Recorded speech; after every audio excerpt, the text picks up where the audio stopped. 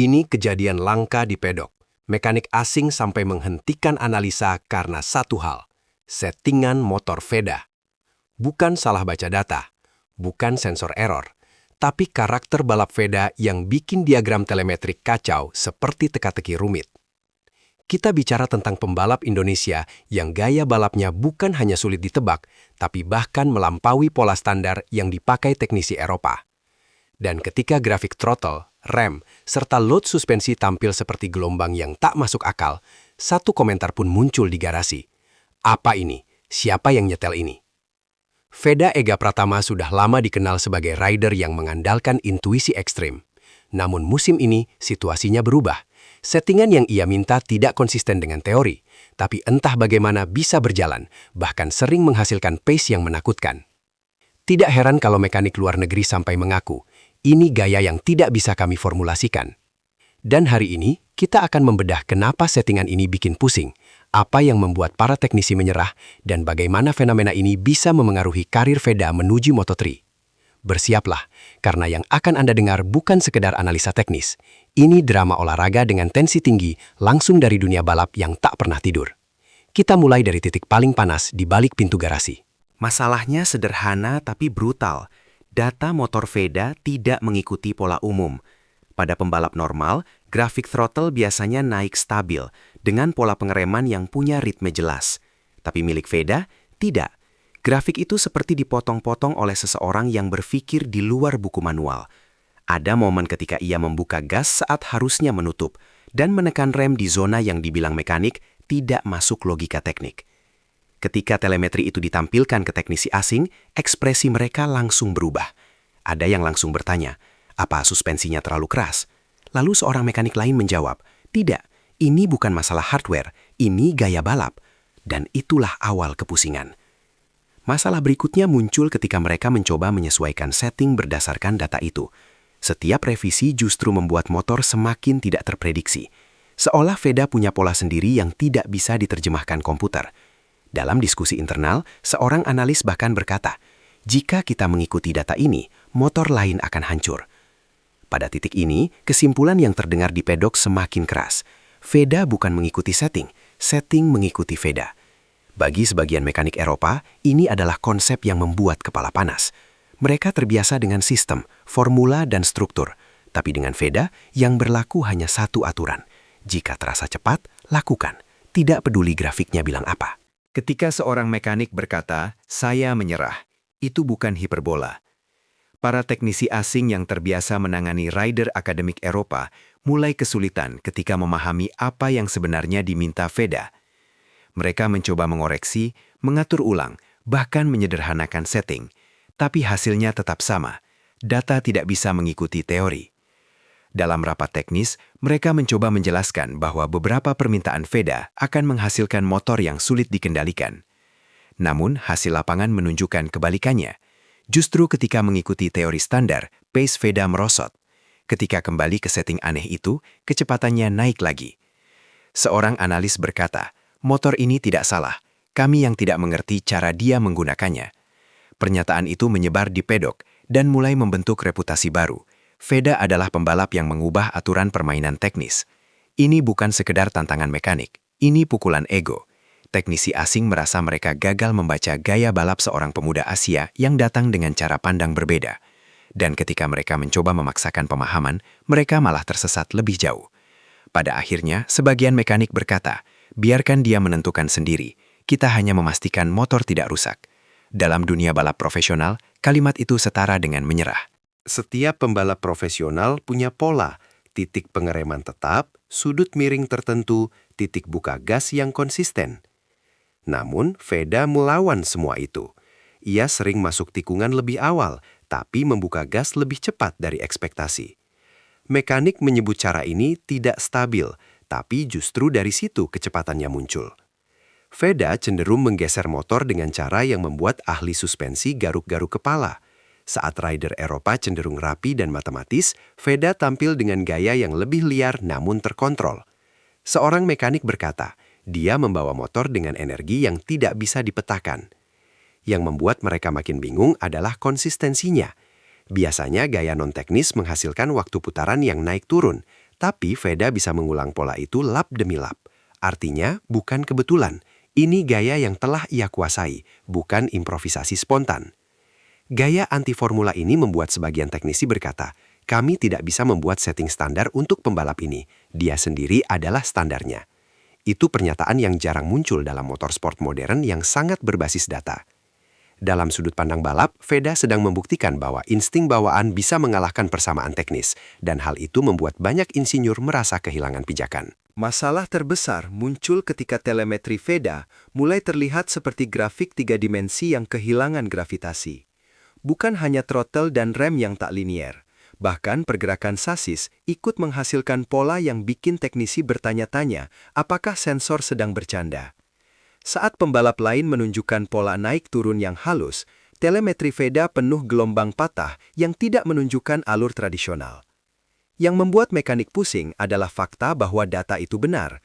Mereka melakukan pengecekan berulang, sensor diganti, kabel di-reset, bahkan ECU diperiksa ulang. Hasilnya sama. Telemetri itu memang asli, dan itu cara Veda mengendarai motor. Tidak ada error, tidak ada glitch. Hanya seorang rider yang punya koordinasi ekstrim yang belum pernah mereka tangani sebelumnya. Seorang teknisi berkata, ini seperti membaca bahasa baru yang belum dibuat kamusnya. Saat mereka mencoba memprediksi apa yang akan dilakukan Veda di tikungan berikutnya, telemetrinya menjawab dengan pola yang justru berlawanan. Hal ini membuat diskusi memanas, apakah setting moto Veda harus mengikuti standar Eropa atau justru dibuat berdasarkan intuisi pembalap. Dan ketika mereka mencoba merapikan data, hasil lap Veda justru memburuk. Pada akhirnya telemetri ini bukan sekadar grafik, ini bukti bahwa sang pembalap bekerja di frekuensi yang berbeda, dan beberapa teknisi harus mengakui bahwa matematika mereka tidak cukup untuk menjelaskan gaya balap tersebut. Di dalam garasi, tarik ulur antara mekanik dan Veda berlangsung seperti debat dua dunia berbeda. Mekanik menekankan efisiensi dan kestabilan, sementara Veda berbicara tentang rasa, dorongan, dan alur tikungan. Dua bahasa itu sering bertabrakan. Contohnya, mekanik merekomendasikan pengereman lebih lembut untuk mencegah ban belakang goyah. Tapi Veda berargumen ia butuh goyangan kecil itu untuk mengunci arah motor. Ketika mekanik menyarankan penyetelan suspensi lebih kaku, Veda malah mengatakan motor terasa mati. Pertentangan ini membuat suasana garasi sering memanas, meski tetap profesional. Para teknisi yang terbiasa dengan pembalap yang mengikuti buku pedoman merasa frustasi ketika semua teori yang mereka bawa dari Eropa tidak berlaku. Di sisi lain, Veda merasa setting yang terlalu aman justru membuang potensi balapnya. Namun, fakta paling mencolok adalah ini. Ketika Veda mengikuti kata mekanik, waktu putarannya turun. Saat mekanik mengikuti gaya Veda, lap time-nya melesat. Ini membuat seluruh tim harus menerima kenyataan bahwa cara tradisional tidak bisa diterapkan sepenuhnya pada rider ini. Ketegangan ini bukan konflik personal, itulah evolusi.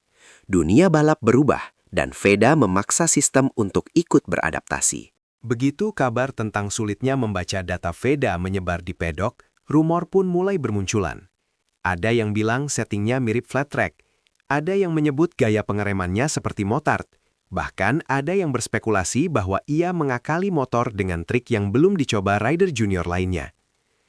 Menurut kabar dari pedok, beberapa mekanik tim luar mencoba menganalisa telemetri Veda hanya untuk memastikan apakah ada eksperimen ekstrim yang dilakukan. Hasilnya tetap sama, telemetri itu nyata dan berasal dari gaya balap alami, bukan trik mekanik. Rumor lain menyebutkan bahwa beberapa insinyur Eropa merasa tersinggung karena sulit memahami pendekatan ini. Mereka terbiasa dengan pembalap akademik yang bergerak sesuai pola. Ketika muncul rider yang mematahkan formula itu, ego teknis pun ikut terguncang. Ada juga gosip bahwa tim lawan mencoba meniru beberapa setting Veda, namun motor mereka justru menjadi tidak stabil. Ini memperkuat opini bahwa gaya balap Veda bukan template yang bisa dikopi. Itu signature skill yang melekat pada tubuh dan instingnya. Tidak ada konfirmasi resmi, tapi satu hal pasti, nama Veda kini dibicarakan bukan hanya karena talentanya, tapi karena misteri teknis yang mengelilinginya. Dan dalam dunia balap, misteri seperti ini biasanya membawa dampak besar. Drama teknis ini bukan sekedar cerita menarik, ini punya efek nyata pada hasil balapan. Ketika motor mengikuti setting tradisional, Veda tampil datar dan tidak agresif. Tapi ketika tim akhirnya menyerah pada pola uniknya, performanya langsung melonjak. Ini terlihat pada beberapa sesi latihan, di mana Veda mencoba setup teknisi, stabil, rapi, tapi lambat. Ia bahkan mengaku motornya terasa tidak bernyawa. Hasil lap pun menunjukkan penurunan. Namun ketika kembali ke setting instingtifnya, tiba-tiba motor itu hidup. Kecepatan meningkat, corner speed naik, dan ritme lap lebih konsisten. Fakta ini membuat tim akhirnya mengambil keputusan berani.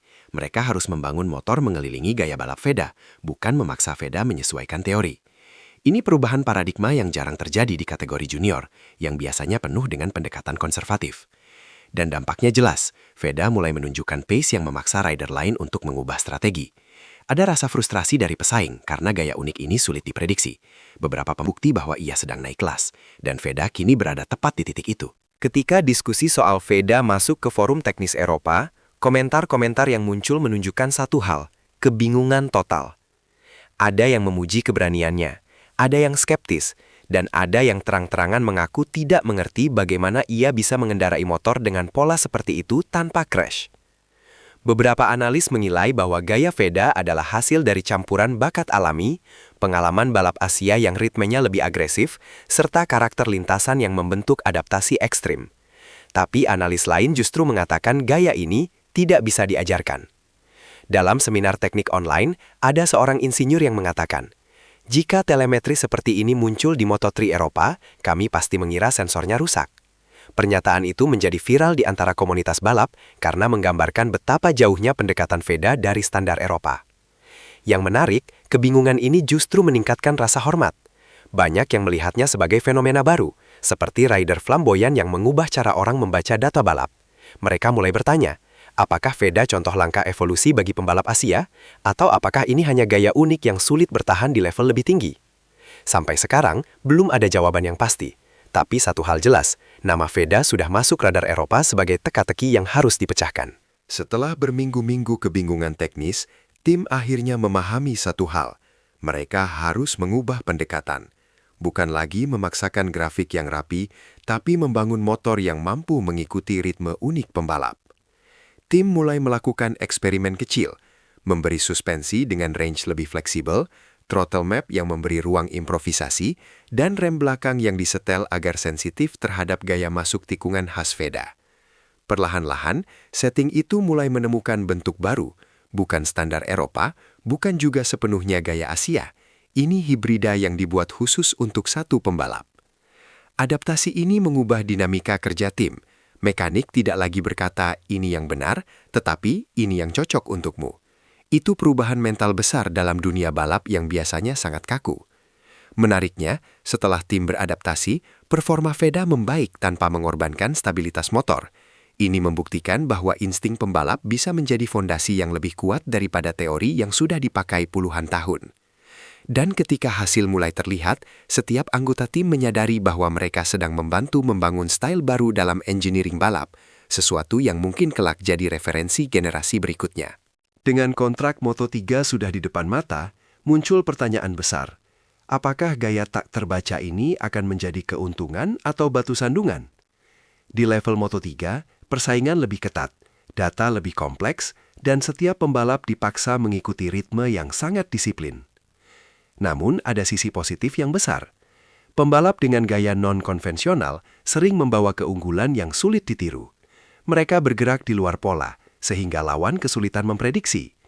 Veda punya potensi untuk menjadi pembalap yang memaksakan perubahan strategi di kelas dunia, bukan hanya mengikuti arus. Tantangannya adalah bagaimana tim Moto3 nanti menyeimbangkan kreativitas Veda dengan kebutuhan motor yang lebih sensitif. Mereka harus menemukan titik tengah antara kebebasan dan kontrol. Jika berhasil, Veda bisa menjadi pembalap yang sangat mematikan. Jika gagal, telemetrinya bisa membuat insinyur Moto3 pusing, seperti yang terjadi sekarang. Tetapi melihat bagaimana tim saat ini sudah mulai memahami struktur instingnya, ada optimisme besar. Banyak yang percaya bahwa gaya Veda bukan anomali. Ini hanya fase awal dari evolusi pembalap yang akan membuat namanya terkenal di grid internasional.